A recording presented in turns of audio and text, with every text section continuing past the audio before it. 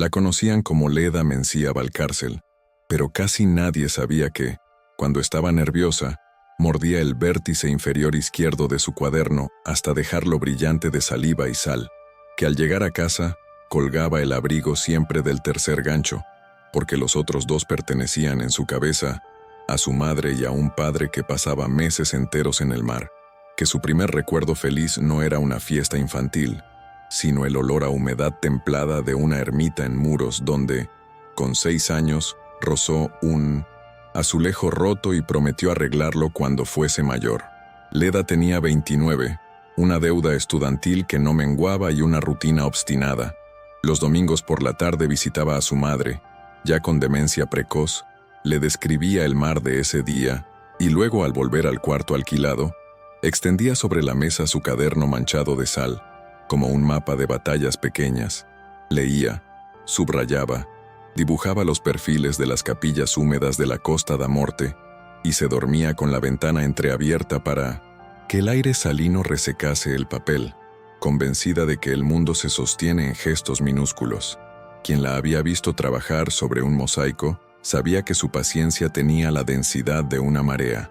Quien la había visto llorar lo hacía en silencio, con los dedos puestos sobre la mandíbula como si afianzara una pieza suelta. Antes de aquella noche definitiva, hubo otra, menos ruidosa, en la que aceptó un cargo de asesora cultural en el conglomerado de un hombre que en Madrid pronunciaban con respeto y prevención: Pedro Ruán Lázaro, español de fortuna vasta, poderoso hasta el punto de que su nombre funcionaba como puerta y aduana, heredero de bodegas en La Rioja y dueño de bloques enteros de vidrio y antenas, coleccionista de arte bruto por capricho y cálculo. Pedro Ruán necesitaba un lenguaje limpio para presentar el proyecto Finisterra. Leda, acostumbrada a leer humedades y grietas, no supo leer al principio la grieta principal, que todo estaba escrito de antemano. Cuando comprendió que el plan exigía desalojar a pescadores de un puerto secular para levantar marinas pulidas, rechazó redactar el informe que maquillaba el daño. Se plantó frente a un consejo que vestía ternos idénticos y sonrisas medidas, y dijo que el patrimonio no se salva con promesas impresas en papel caro. La despidieron en un silencio quirúrgico, más cortante que cualquier grito. En el ascensor, ya sola, se miró los dedos manchados de tinta y pensó que el mar también echa fuera lo que no le sirve, aun cuando duela. Pasaron semanas de dignidad terca, trabajos pequeños, noches de miedo práctico.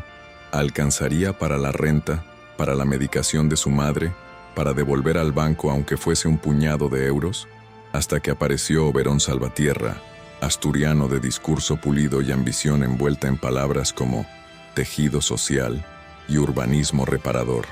Leda lo conoció en una charla sobre memoria costera.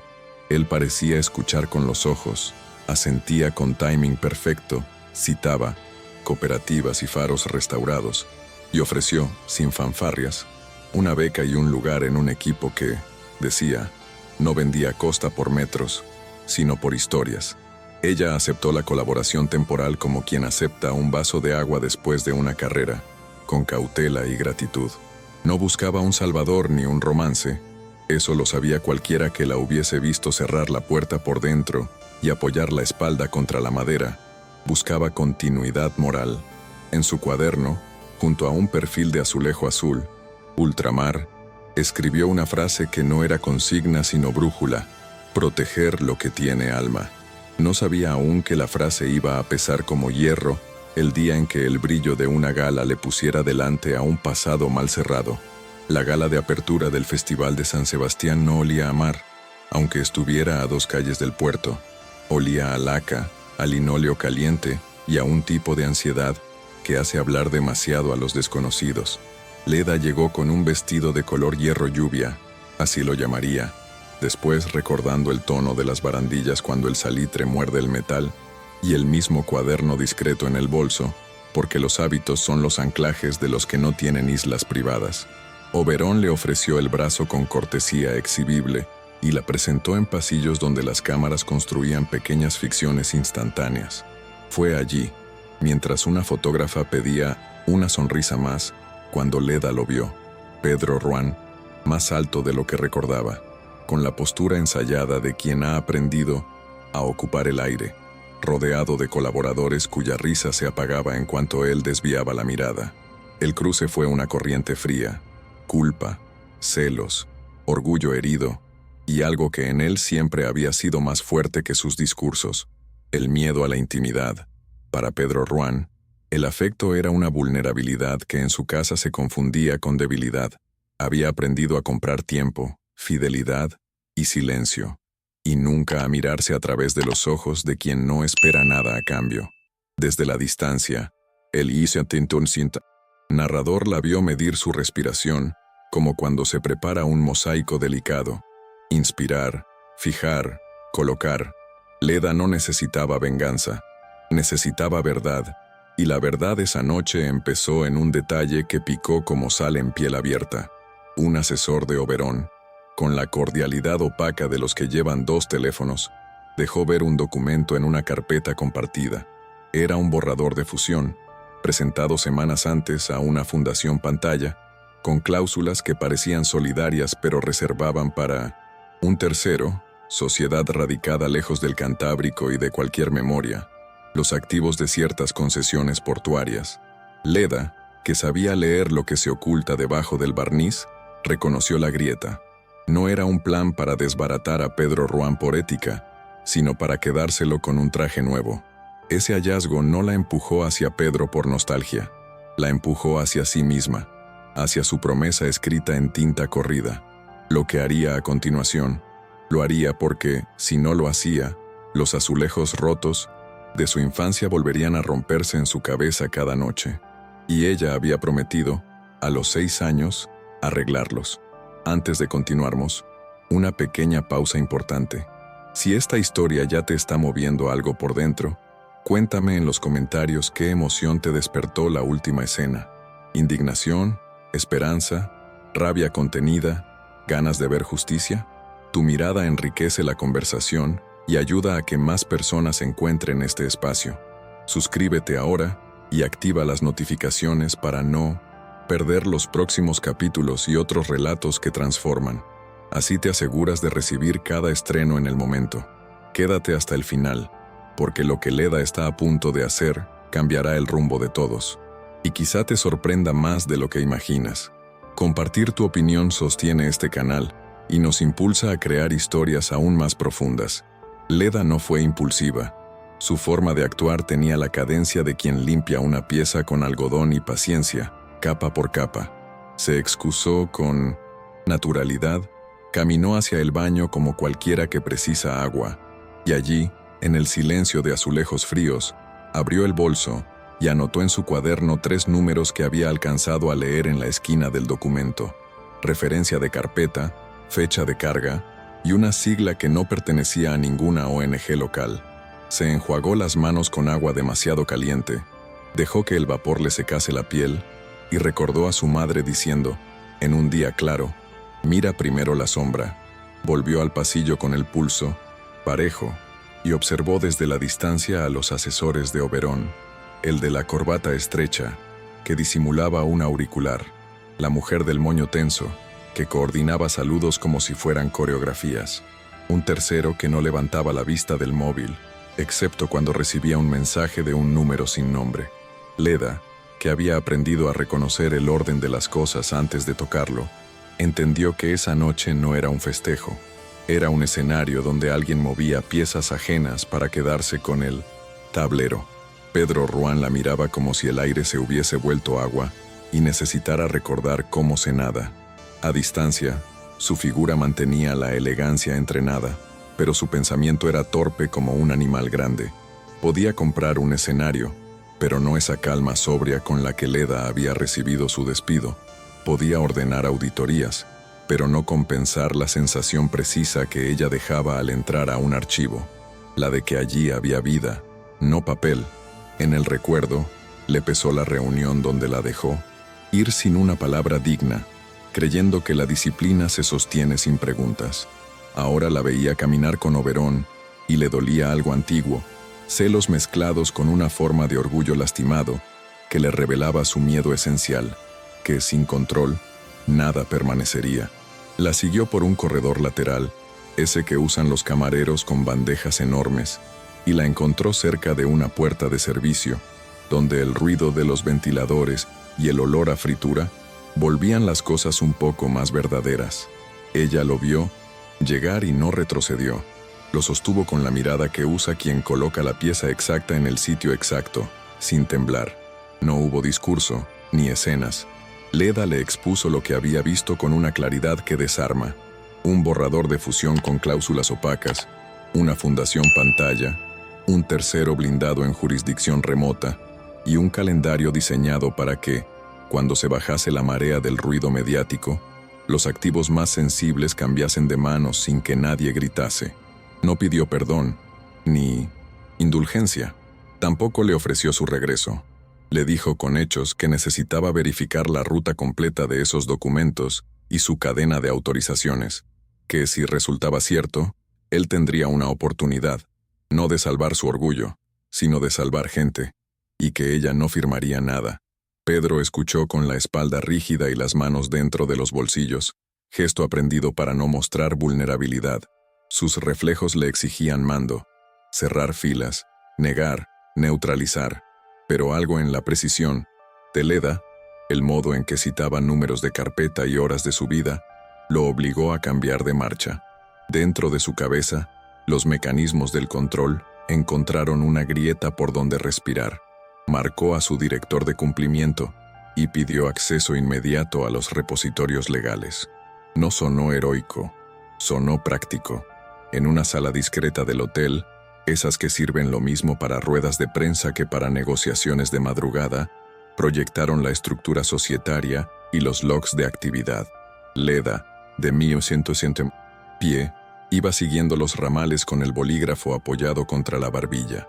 Una ONG con patronato impecable, financiada en realidad por una consultora que a su vez facturaba a una sociedad en Luxemburgo. Permisos medioambientales, acompañados por despachos que trabajaban para ambos bandos. Y, en el centro, una cláusula que, en caso de conflicto reputacional, transfería la operación a un fideicomiso temporal administrado por el tercero. El mapa era menos brillante que los vestidos del festival, pero más peligroso. Leda no celebró tener razón. Sintió el mismo cansancio lúcido que cuando limpia un mural y descubre, bajo 3 manos de pintura, la cicatriz que nadie quiso mirar. Dijo que si querían impedir la jugada, debían cortar esa noche la narrativa, congelar Finisterra, anunciar una revisión pública independiente y comprometer recursos verificables para salvaguarda costera, no como gesto de imagen, sino como acto que cambie el tablero. En su caderno escribió 3 palabras: parar, reparar, ceder. Volvieron a la gala con la gravedad de quien regresa de una sala de urgencias sin decirlo. Oberón notó la ausencia y reaccionó con amabilidad de superficie, esa que busca recuperar el ritmo del espectáculo. Leda sostuvo la distancia necesaria y cuidó los gestos. No dramatizó, no provocó, no alimentó la máquina de fotos. Sabía que su fuerza estaba en la coherencia, no en el ruido. Pedro Ruán, por su parte, dio instrucciones discretas: preparar un comunicado, localizar a una periodista que respetaba por su rigor y que había cubierto desahucios en puertos olvidados, y redactar el anuncio de suspensión preventiva del proyecto. No era un acto de amor, era una rendición al hecho de que, sin esa pausa, el daño sería irreversible y además, él quedaría atrapado en una red que no había tejido. Leda pidió una condición adicional, que no era decorativa: incluir a representantes de los pescadores en la mesa técnica desde el primer minuto, con poder real de veto sobre Terán. Intervenciones que afectasen su sustento. Si iban a abrir la puerta, debía oler a mar de verdad. Y esa noche, entre focos y sonrisas, el mar estaba en otra parte, esperando.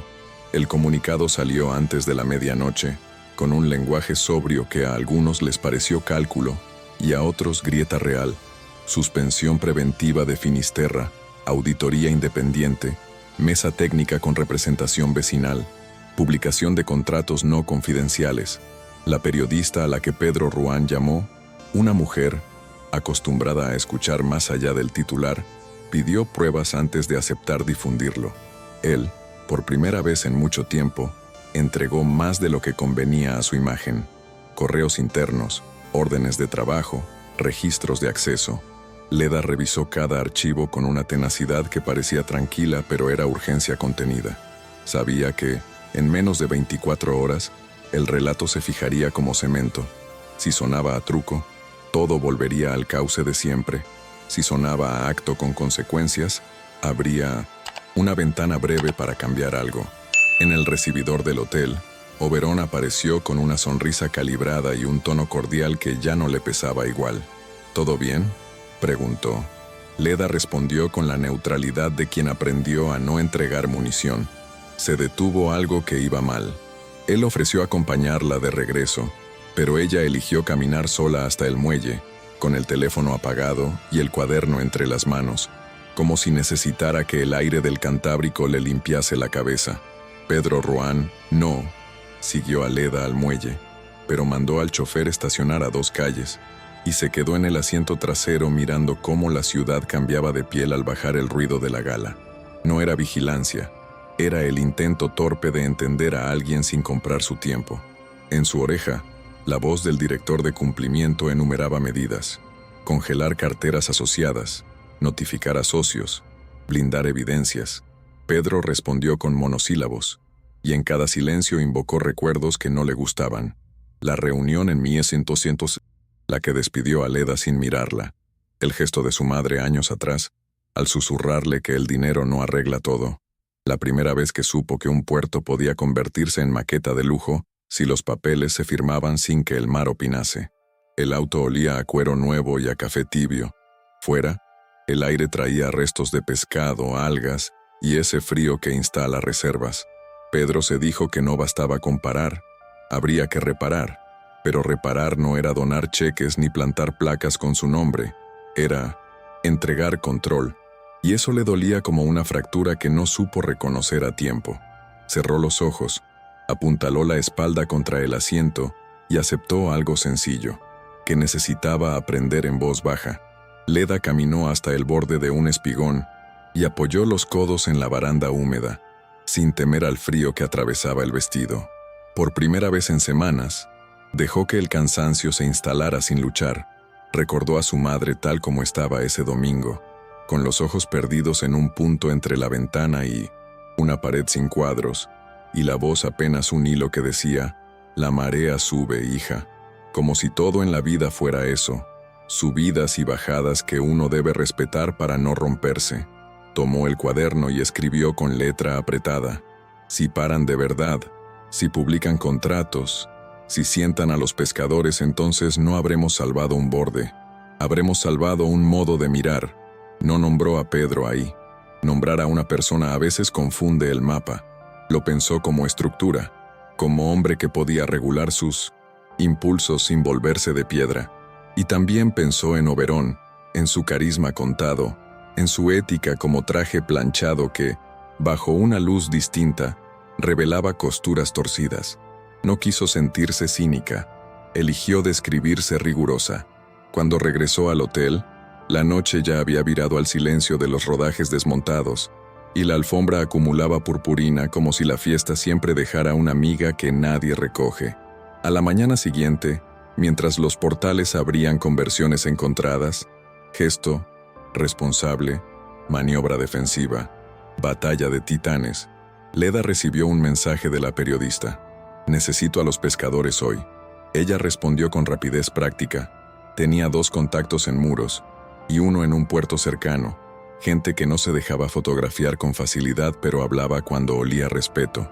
Llamó, explicó sin adornos, y en pocas horas gestionó una videollamada donde los términos se pusieron en palabras normales. ¿Quién firma? ¿Quién manda de verdad? ¿Qué pasa si se retrasa la reparación del muelle? ¿Dónde está escrito el veto? Pedro Ruán entró a esa conversación sin su equipo de comunicación, con una camisa sencilla y la cara de quien ha dormido poco.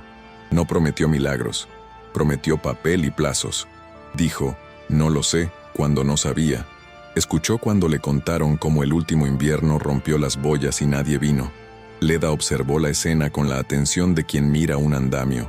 Tanteó si esa nueva postura soportaría peso o era un gesto para la foto. Al colgar, sintió que por primera vez la narrativa no era espectáculo sino trabajo. Oberón, mientras tanto, movía piezas con la elegancia que lo había traído hasta allí.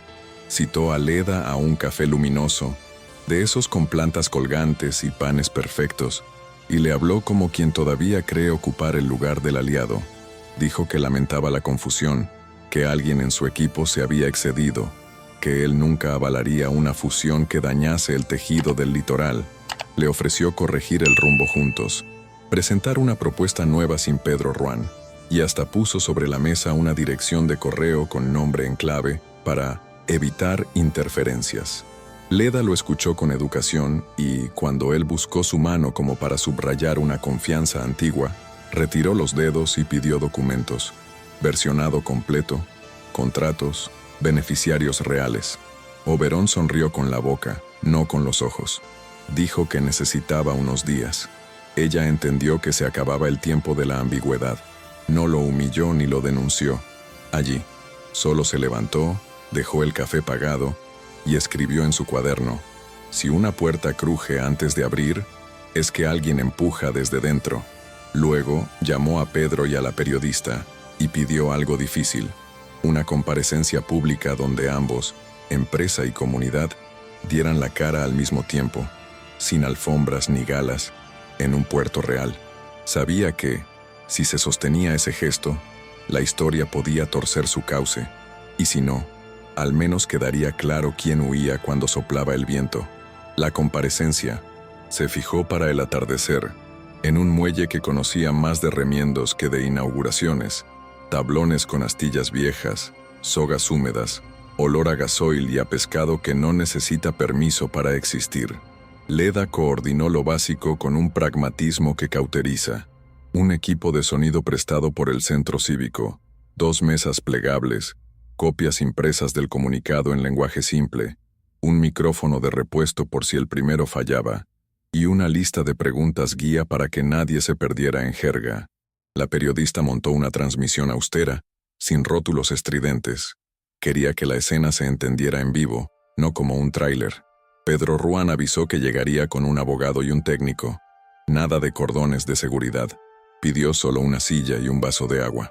Los pescadores acudieron con sus chaquetas gastadas y esa mezcla de dignidad y enfado que se aprende a golpes de marea. Venían a escuchar y a oler si había trampa. Leda, de pie junto a la mesa con el cuaderno abierto y la mirada enfocada, parecía una operaria ajustando una pieza de alto riesgo. No sonreía, no buscaba cámaras, comprobaba datos y relojes. Desde fuera, se le veía un temblor apenas, el de quien no teme al conflicto pero sabe que un error mínimo puede volver a romperlo todo. Empezaron sin presentador y sin himnos. Leda anunció el motivo. Breve: parar, mostrar, corregir. Luego se dio la palabra. Pedro Ruán habló sin adjetivos. Confirmó la suspensión total de Finisterra. Aseguró la publicación escalonada de contratos y encargos, y propuso un fideicomiso local con representación obligatoria de cofradías y técnicos independientes para cualquier inversión de reparación. Mencionó plazos concretos de consulta y la necesidad de un auditor elegido por la mesa, no por su empresa. Un hombre de manos agrietadas pidió el micrófono y preguntó qué pasaría cuando el viento cambiara y los titulares se fueran. Hubo un silencio pesado como redes mojadas. Pedro no miró a su abogado. Miró a ese hombre y dijo que la empresa pondría en depósito una suma inicial destinada a muelles y boyas, liberable solo si la mesa mixta validaba cada ejecución, y que él, Pedro, se comprometía a no retomar obras sin ese visto bueno registrado. No fue épico, fue verificable. Acto seguido, firmó un documento base preparado por la periodista y un secretario del ayuntamiento, un marco de mínimos con dientes. Leda observó los dedos de Pedro cuando sostuvo el bolígrafo. No temblaban, sostenían, por una vez, sin apretar. La entrada de Oberón interrumpió el fluir como una puerta que golpea con corriente. Llegó con 2 asesores, gafas oscuras inútiles al caer la luz, y una sonrisa que buscó apropiarse del escenario. Dijo que celebraba el giro ético, y que su plataforma cívica venía proponiendo lo mismo desde hacía meses.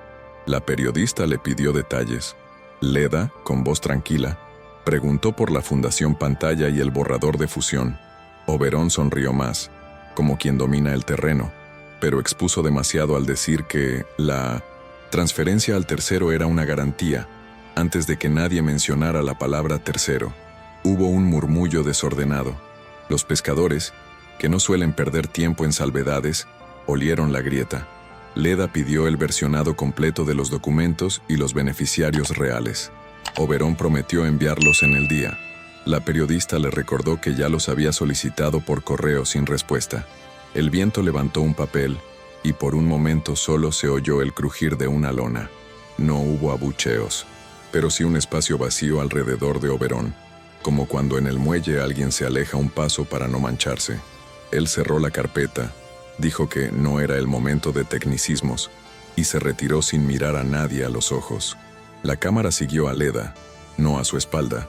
Esa misma noche, mientras los clips se multiplicaban en teléfonos y salones, Leda tomó un tren corto hasta la residencia donde su madre dormía a intervalos irregulares. Se sentó a su lado con el cansancio limpio de quien ha hecho lo que debía, y le habló en voz baja de boyas y fideicomisos como si contara un cuento realista. No esperaba respuesta. Aún así, cuando la mujer movió los dedos buscando una orilla invisible, Leda acomodó la manta y dejó un dibujo en la mesilla, un azulejo de azul pálido con una grieta reparada a la vista sin maquillaje. Al salir, revisó el móvil. Mensajes de gente que aplaudía, de gente que dudaba, de gente que quería convertir lo ocurrido en bandera propia. Entre ellos, uno de Pedro. Gracias por no dejar que esto fuera un comunicado más.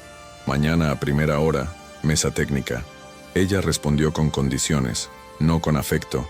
Independencia para elegir auditor, acceso a repositorios, transparencia de plazos y un lugar para un representante de muros.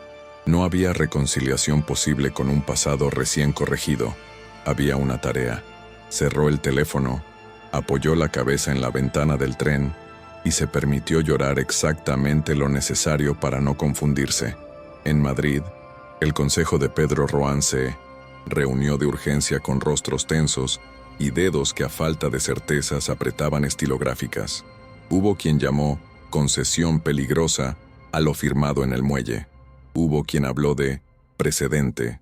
Pedro dejó que se desgastaran los argumentos circulares y cuando el aire ya estaba denso, propuso duro y claro transformar el perímetro de Finisterra en un vehículo de interés público, bajo una fundación de salvaguarda costera, con aportaciones iniciales de su grupo y participación de otros actores, blindada contra operaciones especulativas a través de un estatuto que exige unanimidad comunitaria para vender activos. No prometió magia fiscal ni filantropía ornamental. Habló de costos, de liquidez que se convertía en infraestructuras y mantenimiento, y de reputación que solo se repara con hechos. Anunció que cedería parte de sus propias acciones al fondo, sin retorno de control. Hubo silencio, luego resistencia, luego el cálculo inevitable de quienes prefieren perder un anillo y no un brazo. Pedro cerró la sesión con una instrucción simple. Mañana presentamos el borrador. En otro lugar, Leda ajustó el lomo de su cuaderno y respiró hondo. No era victoria, era trabajo sostenido. Y por primera vez en mucho tiempo, el tablero no estaba solo en sus manos. El borrador de la fundación se escribió a primera hora, en una sala sin cuadros, donde el café sabía a urgencia y a metal. Leda llegó con una carpeta de ejemplos de gobernanza que había recopilado en sus años de talleres y restauraciones comunitarias, estatutos de cofradías, reglamentos de cooperativas, artículos que explicaban cómo blindar decisiones frente a compras amistosas. No impuso nada, enumeró riesgos y tradujo legalidades al lenguaje diario. Pedro Roán, más callado que de costumbre, tomó notas a mano, gesto extraño en alguien acostumbrado a delegar hasta la tinta. El técnico propuso un comité científico para evaluar impacto en corrientes y sedimentos. El abogado, mecanismos de transparencia de compras y auditorías rotativas. Leda insistió con un punto que parecía menor y no lo era. publicar en un tablero físico en el puerto cada gasto del mes, con su proveedor y su resultado medible. Si no se puede leer en la pared, no sirve, dijo con tono llano. Pedro aceptó. Cuando terminaron la primera versión, ninguno sonrió. Sabían que ese papel no valía si al salir por la puerta alguien decidía otra cosa. Aún así, la mesa olía a trabajo real, como un taller en invierno, ruido justo, manos ocupadas y una estufa pequeña que no alcanza para todos pero calienta algo. A media mañana, los primeros golpes llegaron envueltos en cortesía digital, mensajes de abogados de Oberón insinuando difamación, columnas de opinión que hablaban de pugna de egos y no de costas, llamadas de fondos que preguntaban si la pausa era una señal de debilidad estratégica. Leda pidió que no respondieran a provocaciones, que todo lo que dijeran fueran hechos con papeles. La periodista, desde su redacción, envió un listado de solicitudes de acceso a la información y empezó a cruzar nombres de apoderados con sociedades en Luxemburgo y Malta. Pedro Roan autorizó liberar una carpeta pública con los contratos mayores de Finisterra, tachando solo datos legalmente sensibles. «Nos van a golpear igual», dijo. «Prefiero que nos golpeen mirando». En paralelo, Oberón convocó una conferencia en un auditorio climatizado, con pantalla LED y gráficos que intentaban demostrar que su fusión era una estructura de protección temporal. La pregunta que no pudo contestar fue sencilla. ¿Quién se quedaba con el timón cuando pasara la tormenta? El silencio de esa respuesta fue el primer ladrillo que se desprendió de su edificio pulcro. Leda lo vio sin celebrar.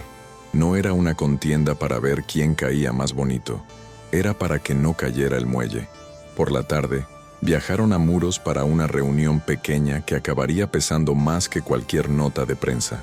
La sala del centro social olía a madera vieja y a sopa. Del día, había sillas desparejadas, una pizarra con tiza y un termo de café que alguien había traído sin preguntar. Leda abrió la sesión presentando a Pedro sin adornos. Viene a escuchar y a proponer cómo ceder control. Un patrón de barco, con voz que raspa de tanto viento, explicó que lo primero no era la gran promesa, sino lo concreto: reparar el cantil dañado, reforzar 3 norais, conseguir un repuesto para la grúa que llevaba meses fallando. Pedro anotó cada punto con precios aproximados y plazos posibles. El técnico calculó mareas y ventanas de obra. La periodista preguntó quién certificaba. Leda señaló la pizarra y escribió un calendario de 30 días con responsables asignados. No hubo aplausos, hubo acuerdos. La fundación, si nacía, empezaría por esas 3 tareas visibles y auditables en el tablero del puerto, con número de teléfono del proveedor y fotos del avance. Si en 30 días no hay tornillos nuevos, paramos todo, dijo el patrón. Pedro asintió sin dramatismo y, por primera vez, Leda lo vio aceptar una condición sin intentar suavizarla. Esa noche no durmieron bien ninguno de los dos. Leda repasó mentalmente la lista de frentes abiertos y sintió el miedo que no se admite en público, que un detalle administrativo, un sello puesto tarde, un proveedor que no entregue, tumbe la confianza recién nacida como un murete de arena. Recordó a su madre en el pasillo de la residencia, confundiendo su nombre con el de una tía, y se preguntó cuánto tiempo tenía antes de que la memoria le borrara el mapa. Pensó en pedir un adelanto por su trabajo, luego se corrigió. Mejor documentar horas y esperar a que la mesa técnica aprobara un contrato claro, sin atajos que pudieran confundirse con favores. Pedro, en su hotel, miró desde la ventana el puerto que no era suyo y ensayó frases para la próxima reunión del consejo, anticipando la resistencia de socios que preferían el silencio rentable a la exposición con reglas. A la madrugada, se rindió a una verdad simple. Estaba aprendiendo a la vista de todos y eso daba vergüenza. Se dijo que la vergüenza a veces es un freno útil. Tomó el móvil y redactó un correo breve a Leda. Mañana, antes de la mesa, quiero escuchar cómo lo harías tú si yo no existiera. Leda respondió temprano, con un plan de 3 pasos que cualquier vecina pudiera repetir de memoria. Primero, asegurar lo urgente del muelle con contratos cerrados y visitas públicas de obra. Segundo, establecer un sistema de quejas y propuestas con PUN. Respuesta obligatoria en 7 días, colgado en el mismo tablero. Tercero, lanzar un inventario participativo de patrimonio costero, capillas, azulejos, almacenes, rutas, para decidir con criterios y no con retórica qué se protege, cómo y con qué dinero. Añadió un cuarto punto que no estaba en la pregunta, pero era el nervio de todo. Una cláusula que impida a la fundación vender o hipotecar activos sin unanimidad de su mesa comunitaria y sin una consulta abierta, aunque eso espante a inversores. Pedro leyó, respiró y aceptó en bloque. No fue una sesión sentimental, fue una decisión estructural. Minutos después, el abogado llamó preocupado por el candado a futuras operaciones. Pedro contestó que un candado es lo que hace que una puerta exista como puerta y no como decorado. Leda, al colgar, cerró su cuaderno con suavidad. Sintió, por debajo del cansancio, una calma rara, no la de quien gana, sino la de quien, por fin, deja de empujar sola. La mesa técnica de esa mañana se instaló en una sala prestada del ayuntamiento, con fluorescentes que zumbaban y una cafetera cansada en la esquina. Leda llegó con carpetas etiquetadas por colores, muelle, norais, grúa, tablero, y un gesto de concentración que en ella era casi una forma de silenciar al resto. Pedro Ruán, puntual, se sentó sin ocupar la cabecera. Eligió una silla lateral, detalle mínimo que para algunos pasó inadvertido y para otros fue una señal. El técnico abrió con mapas de corrientes y ventanas de obra. La periodista enumeró los pedidos de acceso a información ya en curso. El patrón de la cofradía puso sobre la mesa 3 presupuestos impresos y una libreta donde había anotado quién cumple y quién promete. Leda fue tejiendo los puntos con una claridad que evitaba adornos. Cronograma, responsables, penalidades por incumplimiento, foto del antes y del después. Cuando surgió la discusión sobre el proveedor de los norais, Pedro intervino para proponer el más barato. Leda le recordó que el barato, en 1900, ese puerto, solía ser el que llegaba tarde y oxidado. Pedro pidió 5 minutos, revisó referencias y cambió de opinión sin dramatismo. Ese gesto, rectificar sin perder la compostura, fue notado por quienes desconfían por oficio. No hubo aplausos. Hubo un asentimiento corto, práctico, que vale más. A mediodía, la carpeta pública con contratos y órdenes de trabajo se abrió en línea y en papel, colgada también en un corcho improvisado junto al muelle, como Leda había pedido. Ese tablero se volvió, en horas, un pequeño ritual. Vecinos que se acercaban, señalaban cifras, preguntaban qué significaba cada renglón y recibían de vuelta explicaciones sin tecnicismos. La periodista tomaba notas discretas, sabiendo que la transparencia también se mide por la paciencia con la que se responde a la 10ª pregunta igual. Pedro Ruán apareció a media tarde, sin comitiva, y se mantuvo a un lado, escuchando. Un chaval le preguntó si era el dueño de todo. Pedro dijo que no, que allí nadie debía ser dueño de todo. Una mujer mayor preguntó por el rumor de que volverían con otro nombre cuando pasara el escándalo. Leda respondió que por eso habían puesto candados estatutarios y un fideicomiso con reglas que ni el propio Pedro podía saltar sin la mesa. Ese ni él quedó flotando como una cuerda nueva bien tensada. Oberón, mientras tanto, emitió un comunicado donde hablaba de campaña de desprestigio. Evitó mencionar el tercero beneficiario. La omisión se volvió evidencia. Esa tarde, en el 1900 muelle, el sol no salió en fotos, pero calentó lo suficiente como para que la gente se quedara 10 minutos más leyendo papeles. La reacción de los mercados, esa entidad abstracta que en la vida real son llamadas de personas con prisa, llegó con su propia música. Correos de analistas, un informe que recomendaba cautela ante el giro de gobierno corporativo, y un par de socios que, por privado, sugirieron a Pedro que bajara el perfil y buscara un acuerdo elegante con Oberón para no abrir heridas. Pedro escuchó, agradeció, y por primera vez en muchos años dijo una frase que en su agenda no figuraba. No. Explicó que un acuerdo elegante sin reparación es una alfombra limpia sobre un suelo húmedo. Tarde o temprano, la madera se pudre. El consejo, sorprendido, le recordó objetivos trimestrales. Él habló de décadas y de costas que no se miden en EBITDA. Leda, al tanto de esas presiones por la periodista y por su propio olfato, calibró el riesgo de que, ante el primer traspié logístico, la política vieja intentara recuperar terreno.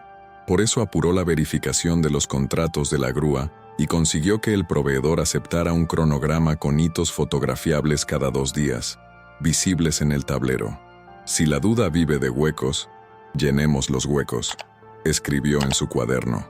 Esa frase, sin pretenderlo, empezó a circular entre los vecinos como una consigna útil. La noche trajo un segundo frente. El equipo legal de Oberón filtró a ciertos medios un dossier con viejos proyectos fallidos de la empresa de Pedro, mezclando datos ciertos con insinuaciones diseñadas para sembrar equivalencias morales. La periodista, lejos de defender a Pedro, llamó a Leda y le propuso una revisión conjunta, sin privilegios.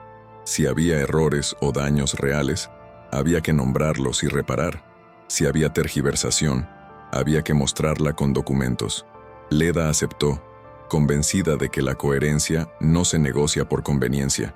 Pasaron horas frente a pantallas y archivadores, separando polvo de piedra.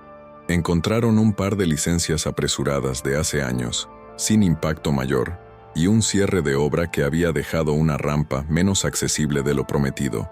También hallaron contratos de mantenimiento cumplidos al centímetro y actas de ruidos solventadas.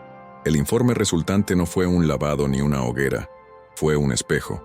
Pedro lo leyó en silencio, pidió presupuestos para mejorar la rampa antigua y autorizó que esa autocrítica se publicara junto a los demás documentos.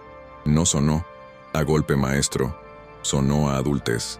Y en esa adultez, Leda identificó algo que podía sostenerse más allá de la moda de la transparencia. En paralelo, la vida pequeña seguía empujando, recordándoles que las grandes decisiones conviven con trámites y cansancios. Leda recibió en la residencia una llamada. Su madre había tenido una noche agitada, confundiendo puertas y nombres. Corrió hasta allí con el corazón a un ritmo que no sale en titulares y se sentó a su lado, dejándole una reproducción en papel de un azulejo que estaban catalogando en muros, con la grieta marcada en dorado para que los ojos la siguieran. Le habló bajito del tablero del puerto, de los norais que llegarían el lunes, de la grúa que por fin tendría repuestos, como si esas palabras pudieran encajar piezas en la cabeza perdida. Al salir, se permitió 10 minutos de flaqueza en una escalera de servicio, pensando en cuentas, en la renta, en si debía aceptar un pago adelantado. Decidió que solo lo haría si el contrato reflejaba la mesa como pagadora, no la empresa de Pedro. No quería deberle nada que enturbiara decisiones. Cuando volvió al puerto, encontró a Pedro con las mangas remangadas, ayudando a colgar el corcho nuevo, porque el viento había levantado el anterior. Nadie lo fotografió, nadie le aplaudió. Leda lo miró, midió la escena, y guardó ese gesto sin etiqueta en la memoria útil, la que decide confianzas. El lunes amaneció con un cielo tenso y un viento que parecía evaluar cada cuerda antes de permitirle trabajo. Llegó el camión con los norais, y la maniobra exigió una coordinación que no cabe en comunicados. 2 marineros guiando con gestos breves, el técnico contando centímetros en voz alta, el proveedor ajustando una cinta que amenazaba con cortarse. Leda se movía como un metrónomo sereno entre tablero, fotos y llamadas, confirmando al mismo tiempo que la grúa tendría su primer repuesto al caer la tarde. Pedro Ruán apareció con casco prestado y preguntó sin imponer: ¿dónde no estorbo? Le señalaron un extremo para sostener una lona que se empeñaba en volar. Se quedó allí, quieto, con el traje cediendo ante la sal y los ojos siguiendo las órdenes del patrón. La periodista tomó notas de algo que no se fotografía bien: la paciencia. A mitad de la jornada, una mujer del vecindario trajo café en termo y vasos de plástico, y el gesto rompió la dureza del viento. Leda, con las manos frías y la cabeza encendida, sintió un alivio que no venía de Pedro ni del éxito técnico, sino de la confirmación de que el puerto respondía cuando lo trataban como sujeto, no como decorado. Hacia el final, Apuntó en su cuaderno que lo difícil no era montar el hierro, era sostener, día tras día, el acuerdo de miradas que lo hacía posible. El primer traspié llegó con discreción. Un tornillo de anclaje resultó defectuoso y retrasó la fijación de 2 piezas, forzando a postergar la prueba de carga. Fue un detalle mínimo en términos de obras, pero enorme para una confianza incipiente. Oberón lo olió a distancia y activó su maquinaria. Un hilo en redes sociales con lenguaje pulcro que sugería improvisación peligrosa. Una mano amiga en un programa de debate que hablaba de falsa transparencia. Leda, en vez de defenderse a gritos, colgó en el tablero la incidencia con hora, fotos y la orden de cambio del proveedor, junto a la nueva fecha de prueba. Pedro propuso responder a los medios. Ella pidió que no, que el puerto vea primero lo que hay. Por la tarde, el patrón de la cofradía se acercó, miró el cartel y dijo algo que valía más que un editorial. Si lo escriben cuando sale mal, me creo lo que pongan cuando salga bien. La periodista captó esa frase y la cerró en un párrafo que no necesitó adjetivos. En la noche, mientras el viento bajaba y el metal reposaba, Pedro entendió que su antiguo reflejo, tapar, desplazar, firmar detrás, era otra forma de miedo, y que esa forma ya no le servía aquí, donde las cosas se sostienen con manos y con tiempo, no con titulares. Al día siguiente, la presión subió desde otro ángulo. Un emisario de Oberón visitó a 2 pescadores clave con una promesa envuelta en cortesía: financiar material, arreglar una furgoneta vieja, adelantar dinero para una reparación doméstica, a cambio de que modularan sus críticas y defendieran una tercera vía más flexible. No era un sobre marrón, era esa clase de negociación que busca parecer ayuda vecinal. Uno de ellos avisó a Leda sin grandilocuencias.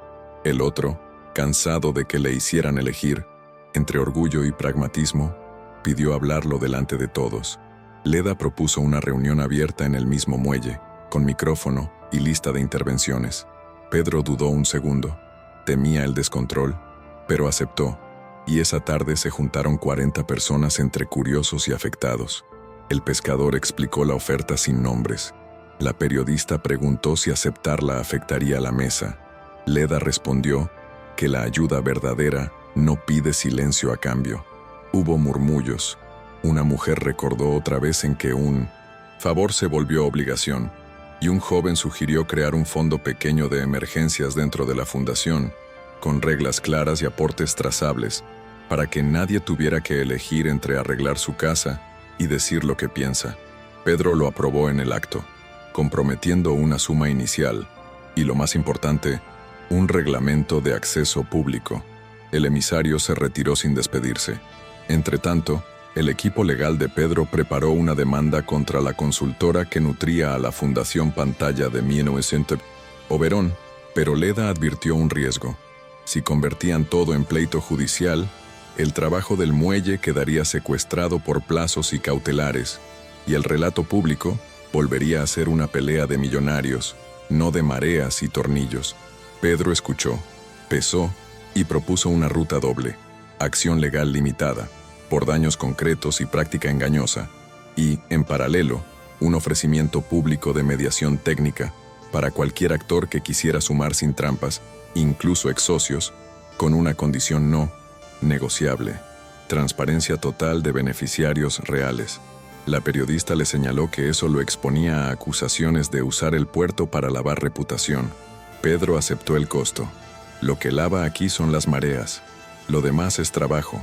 Leda tomó esa frase y la guardó, no como consigna, sino como indicador de que él empezaba a hablar sin el maquillaje del despacho. Aquella tarde, al revisar los nuevos anclajes, el técnico sonrió por primera vez desde que empezó la semana.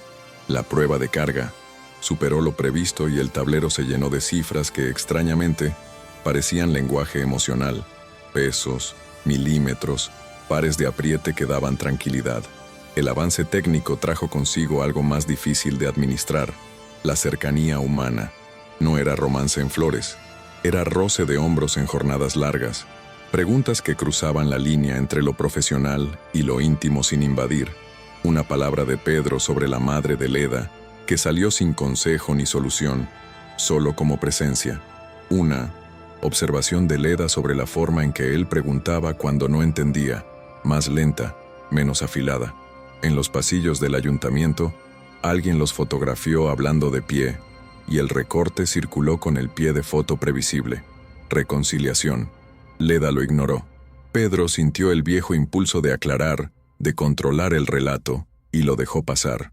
En su cuaderno, Leda escribió que la confianza se cuida en lo que no se publica.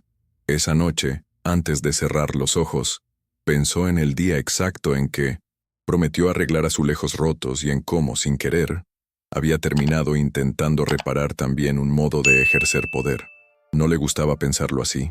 Prefería concentrarse en los tornillos, en el calendario, en la mesa de 30 días. Pero el pensamiento insistía. Quizá el trabajo visible, muelle, norais, grúa, era la cara sólida de otra reparación más honda, una que no sale en los partes de obra y que, sin embargo, determina si el puerto seguirá siendo puerto cuando ya nadie mire. La semana avanzó con una tensión distinta, como si cada tornillo del muelle se correspondiera con un tornillo interior en cada persona implicada. Oberón no desapareció. Reorganizó su tablero con una estrategia de desgaste. Informes independientes, firmados por consultoras que en letra pequeña trabajaban para él. Notas a empresarios de la zona alertando de que la fundación espantaría inversión. Y una invitación selectiva a líderes barriales para explicarles que ningún proyecto sobrevive sin flexibilidad. Leda olió la táctica de saturación y pidió a la mesa técnica algo simple y difícil: resistir el ruido sin perder el pulso diario.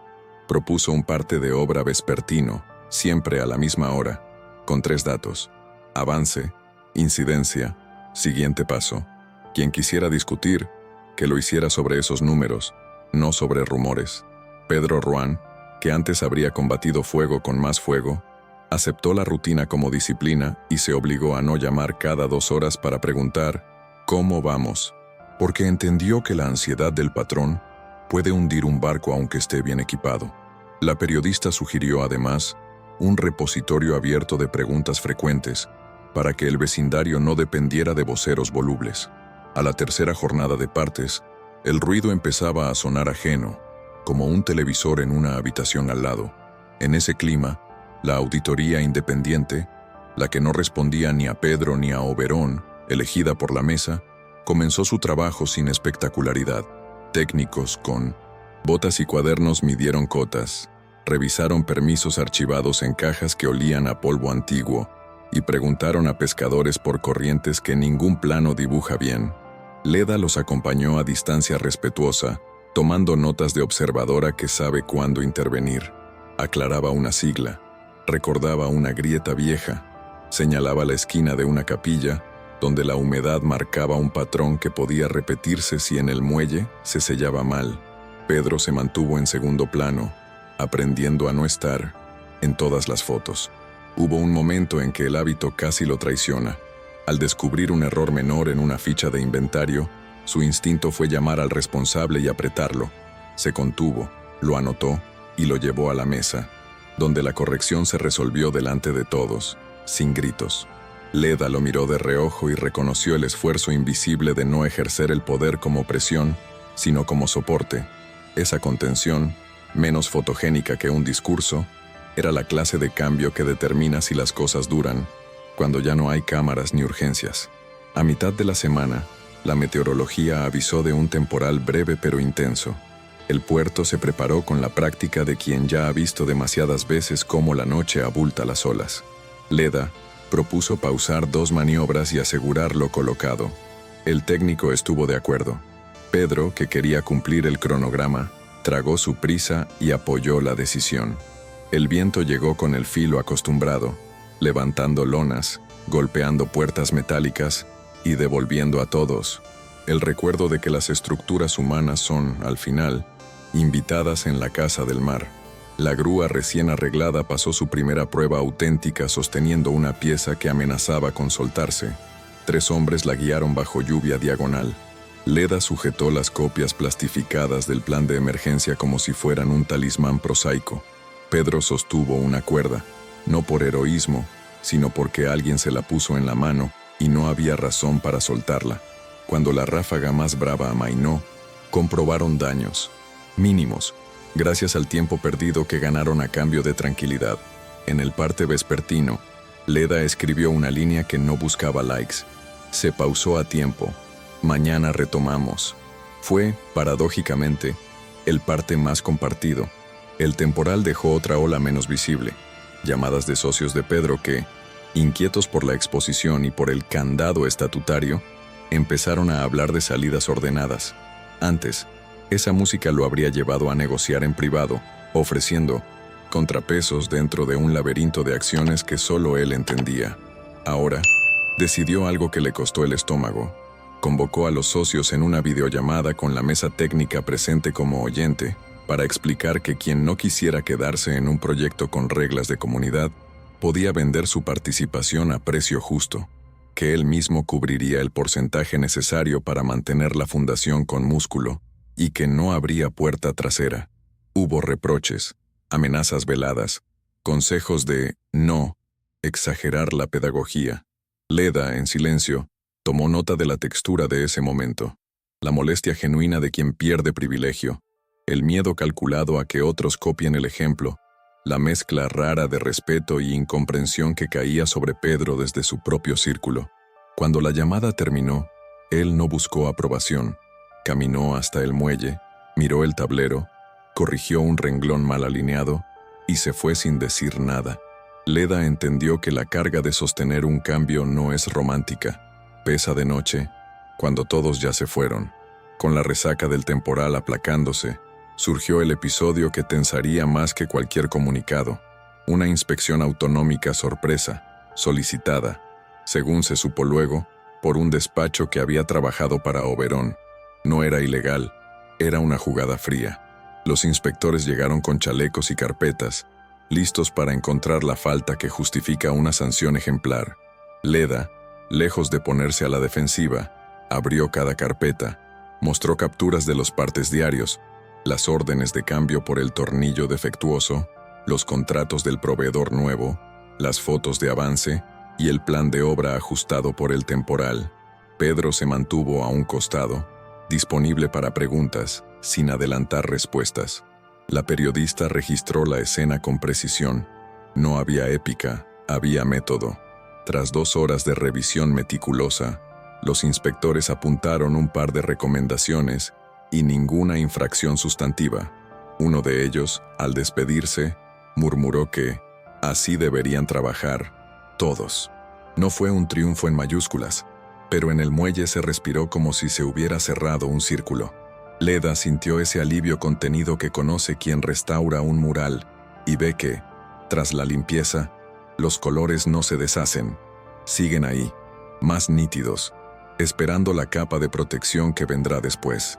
La auditoría publicó su primer informe parcial al amanecer, y el documento, seco y legible, tuvo un efecto inesperado. Puso a todos frente a lo que importaba y dejó poco espacio para retóricas. Enumeró avances, incidencias, recomendaciones de seguridad y subrayó la importancia de mantener el candado estatutario ante intentos de captura indirecta. Leda lo leyó con atención, marcando con lápiz los párrafos que podían volverse frágiles en manos de abogados creativos.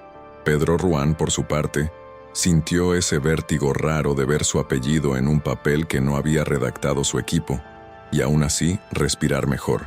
A media mañana, Oberón intentó recuperar el timón con una jugada de espectáculo. Convocó a una rueda de prensa en un hotel cercano para presentar nuevas garantías sociales. La periodista fue, pero llevó preguntas que no admitían maquillaje, beneficiarios reales, mecanismos de reversión y la razón por la cual su fundación Pantalla omitía el tercero en sus folletos. Oberón, obligado a improvisar, recurrió a una frase que lo delató. Nadie puede exigir unanimidad para cada paso. La costa no puede estar en manos del capricho vecinal. Esa palabra, capricho, cayó, pesada en las redacciones. En el muelle, Leda la copió en su cuaderno y escribió al lado: lo llaman capricho cuando no les pertenece. La tarde trajo un cruce inevitable. Oberón apareció en el puerto sin aviso, con un par de cámaras a la distancia y la sonrisa que había funcionado tantas veces para desarmar sospechas. Se acercó a Leda con cordialidad de liturgia, ofreciéndole documentos parciales en sobres transparentes y un discurso sobre sumar sin destruir valor. Ella aceptó los papeles, los hojeó sin teatralidad y señaló, con el bolígrafo, las lagunas, un anexo sin firmas, una cláusula que devolvía el control a un consejo privado en caso de crisis reputacional, un calendario de temporalidad indefinida. Pedro se mantuvo 3 pasos atrás, aprendiendo el equilibrio entre dar la cara y no robar la escena. Los pescadores, atentos, escuchaban sin prisa. Leda pidió que Oberón confirmara, delante de todos, si estaba dispuesto a incorporar el mismo candado de unanimidad comunitaria que la fundación naciente había adoptado. Él sonrió, dijo que la unanimidad es un ideal y propuso consensos operativos. La periodista repreguntó si operativo significaba saltarse el veto vecinal. Oberón evadió. Entonces el patrón de la cofradía, sin elevar la voz, dijo que el mar no negocia con operatividades cuando la boya rompe, o la cambias o naufragas. El murmullo de asentimiento fue el sonido exacto de una puerta cerrándose sin portazo. Esa noche, en una sala pequeña con paredes de 1900 madera, la mesa técnica votó el texto final de la Fundación de Salvaguarda Costera. Leda había pulido cada verbo para que no se escapara nada entre líneas. Reglas de contratación, auditorías rotativas, calendario de publicación, fondo de emergencias y la cláusula de unanimidad para cualquier enajenación de activos. Pedro Ruán entró sin traje, con la mirada cansada y clara, y se limitó a decir que firmaría sin reservas y que cedería un paquete de acciones suficiente para garantizar músculo estable los primeros años. Renunciaba además a sillas con veto personal. No hubo aplauso ni abrazo. Hubo una pasada lenta de páginas, el sonido de plumas firmando y un silencio que no era vacío, sino concentración. Leda pensó en su madre, en la capilla húmeda, en los azulejos que una niña quiso salvar, y entendió que aquel papel, con toda su prosa, era también una pieza colocada en el lugar exacto para que otras encajen luego. Afuera, el viento había bajado y las luces del muelle parecían menos frías. La periodista guardó una copia firmada en una carpeta que olía a tinta reciente y dejó otra en el corcho con un título simple: Reglas para que el puerto siga siendo puerto. La madrugada, sin embargo, no quiso regalarles descanso. Un mensaje anónimo llegó al correo de la periodista con archivos que parecían buscar dinamitar la confianza.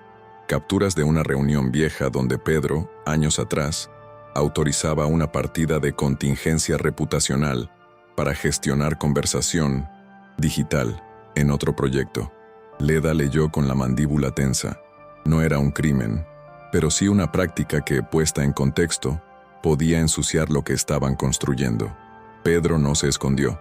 Reconoció el documento, explicó que esas tácticas habían sido parte de su caja de herramientas y que por eso mismo estaba dispuesto a poner por escrito el compromiso de no usarlas en el marco de la fundación, con sanciones concretas si alguien de su grupo cruzaba esa línea. Propuso que el compromiso no fuera unilateral, que cualquier actor firmara la misma renuncia a campañas encubiertas. Leda pidió añadir un mecanismo ciudadano de denuncia con verificación independiente.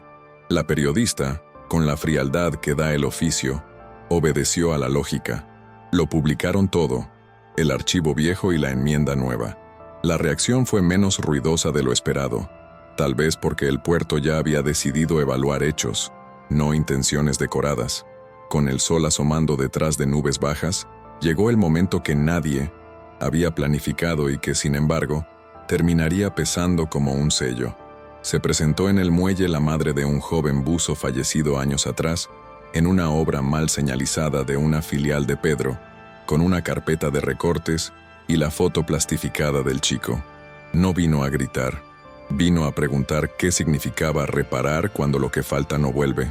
Pedro, que en otro tiempo habría activado abogados y perímetros, pidió permiso para escuchar. La mujer habló sin adornos, de un informe tardío, de llamadas que no se devolvieron, de una placa inaugurada sin nombre. Leda la acompañó con una mano sobre el respaldo de la silla, sosteniendo sin dirigir. Pedro dijo que no tenía palabras que arreglaran aquello y que, si ella lo consentía, reabriría internamente ese expediente para identificar responsables, ofrecería una reparación económica formal si había lugar y, sobre todo, incorporaría protocolos de seguridad reforzados y un memorial discreto en el puerto, acordado con las familias, sin logos. La mujer no agradeció ni perdonó, asintió apenas y se fue. En el muelle, nadie habló durante un minuto. Leda entendió que esa escena, sin titulares, era la bisagra moral del proceso. O el gesto se volvía hábito, o todo sería papel. Pedro, con los ojos húmedos sin ocultarlo, aceptó que su apellido pesaría distinto desde entonces.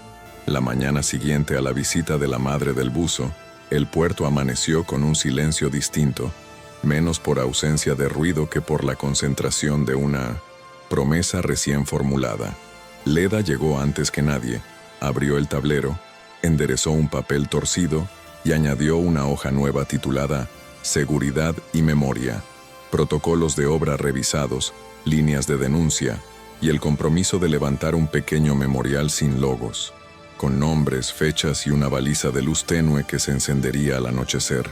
Pedro Ruán apareció con un expediente bajo el brazo y pidió, sin perímetro ni gabinetes, que la mesa validara la reapertura del caso del accidente.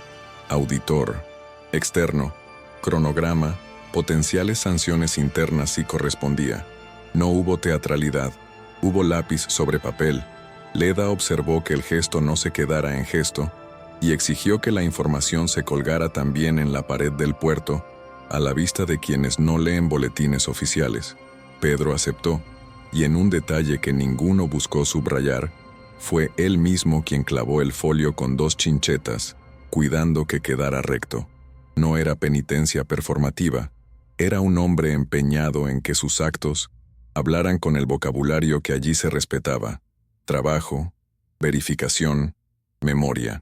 A media mañana, la periodista recibió confirmación de la fiscalía para reexaminar el expediente anterior. El puerto, sin aplausos, continuó con la tarea del día. Ese mediodía, las grúas hicieron su danza útil y la reparación de la rampa vieja, aquella promesa que emergió de un informe incómodo, empezó con la misma visibilidad que el resto. Un vecino se acercó con una caja de herramientas heredada de su padre y, sin pedir permisos ceremoniales, ofreció un útil específico para ajustar una pieza que siempre había dado guerra. El técnico lo aceptó con una gratitud parca, de oficio. Leda, mientras tanto, y sin abandonar la obra, coordinó con el equipo de inventario participativo el recorrido de capillas, azulejos y almacenes. Quería que la fundación naciente no fuera solo muelle y hierro, sino también cuidado de lo que no produce dividendos visibles, y sin embargo, ancla un lugar a su gente. Pedro la escuchó describir el protocolo de catalogación, fotos, fichas, criterios consensuados, y en un momento la interrumpió, no para corregir, sino para preguntar cómo podía su grupo financiar sin interferir. Ponemos el dinero, no el dedo. Leda marcó una cifra modesta pero sostenida, con revisiones semestrales públicas, y pidió que cualquier donación futura de su conglomerado quedara sujeta a la misma regla: ninguna placa, ningún nombre en piedra. Pedro asintió. Aprendía a retirar su apellido de los 200 lugares que no requieren firmas, solo cuidado. En el parte de la tarde, el renglón inventario tuvo por fin fecha y responsables.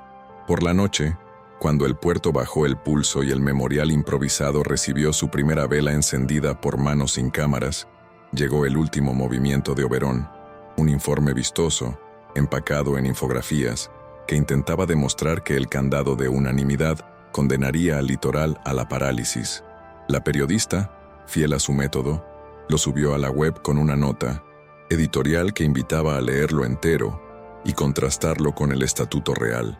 Leda escribió una respuesta de 2 párrafos, sin adjetivos, recordando que la unanimidad era para vender o hipotecar, no para reparar, y que el resto de decisiones se tomaban por mayorías claras. En paralelo, un antiguo socio de Oberón filtró a otro medio correos donde se hablaba abiertamente del tercero, destinado a quedarse con los activos más valiosos tras la tormenta reputacional. El castillo de cartón humedeció de golpe. Aún así, Leda evitó la tentación del remate. No pidió sanciones en directo, ni celebró la caída ajena. Siguió con el calendario de tornillos y con el folleto del inventario. Pedro, de regreso al hotel, se permitió por primera vez en semanas una cena breve sentado, sin llamadas, y un correo simple a Leda. Mañana llevo yo el termo de café. Ella sonrió al leerlo y no respondió. Dibujó, en cambio, un azulejo con una línea dorada visible, como cicatriz elegida a propósito para no olvidar. El día de la firma pública de la fundación llegó con cielo claro y un viento que movía banderas que no eran de nadie. La mesa se instaló en el muelle con la sobriedad ya aprendida. Documentos, sillas, un micrófono que funcionó al segundo intento.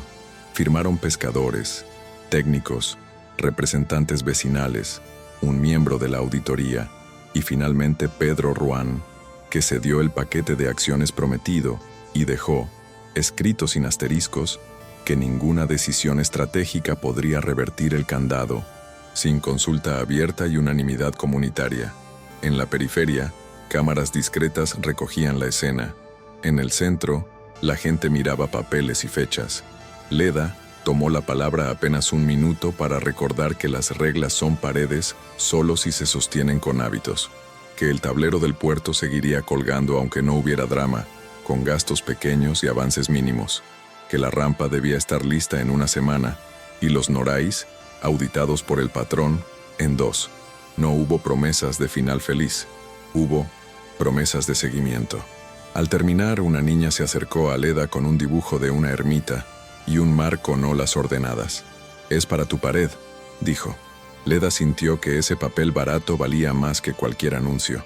Pedro guardó silencio y miró el memorial, encendido antes del anochecer, como quien entiende que algunas luces ya no se apagan sin permiso. La noche cerró sin alfombras ni trajes, con olor a sal y a comida sencilla preparada por manos que habían estado todo el día sosteniendo cuerdas y papeles. Leda, cansada de cuerpo y ancha de cabeza, caminó hasta el espigón con su cuaderno. Sabía que nada de lo hecho borraba lo perdido. El buzo no volvería, su madre seguiría borrándose por dentro, y el mar mañana pediría otra vez precisión. Pero también sabía, y esto pesaba distinto, que el puerto había dejado de ser objeto para convertirse en sujeto con reglas, que el poder de Pedro Ruán se había movido de la compra al cuidado, y que su propio no, de meses atrás, había abierto una grieta, por la que ahora entraba aire respirable. Pedro se acercó sin invadir, se quedó a 1 metro, y dijo, con la voz baja de quien aprende a hablar sin dar órdenes, que la fundación tendría un asiento para ella si lo quería, sin exclusividades, sin deuda. Leda no prometió ni aceptó. Dijo que seguiría mientras las reglas siguieran siendo reglas. Él asintió. El memorial brillaba tenue, el tablero crujía con alfileres nuevos, y el muelle, por fin, parecía sostenerse por sí mismo. Lo que había ocurrido, allí los cambiaría a todos, aunque mañana costara explicarlo sin romperlo. Y esa dificultad, la de sostener sin espectáculo, sería, desde ahora, su medida de verdad. Si esta historia te tocó, no la dejes aquí. Suscríbete ahora al canal y activa las notificaciones para no perder los próximos relatos que remueven, cuestionan y abrazan. Dale me gusta si valoras historias que ponen el foco en la dignidad y en las decisiones difíciles. Cuéntame en los comentarios qué momento te dejó pensando. La comparecencia en el muelle, el memorial o el no que lo cambió todo. Tu voz ayuda a que esta comunidad crezca con sentido. Y cuando termine este video, mira a la izquierda de tu pantalla. Ahí te espera otra historia intensa para seguir sintiendo y pensando junto con nosotros. Te espero en el próximo capítulo.